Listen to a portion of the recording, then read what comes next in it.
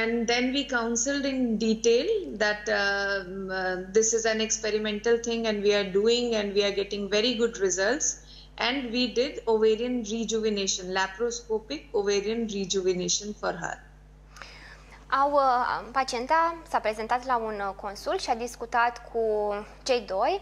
A fost consiliată asupra faptului că nu există vreo garanție, nu există garanții în urma acestui tratament cu celule STEM momentan, dar că rezultatele studiilor pe care le fac, pentru că ei fac de peste 15 ani studii în acest domeniu, rezultatele sunt promițătoare și pacientele care au utilizat acest tip de tratament au fost foarte mulțumite. S-a realizat rejuvenarea ovariană, așa se numește, injectarea de celule STEM obținute de la această pacientă.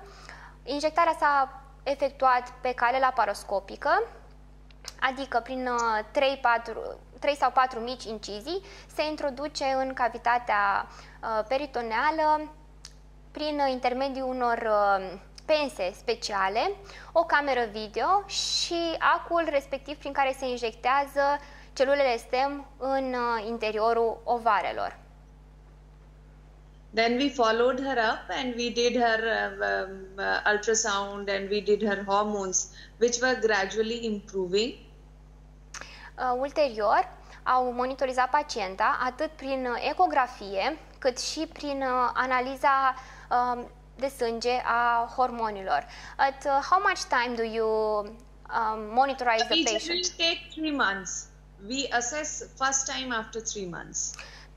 Earlier we used to do monthly, but the progress is a little slow and sometimes the effect is not seen in 1 month. So we generally review now after 3 months.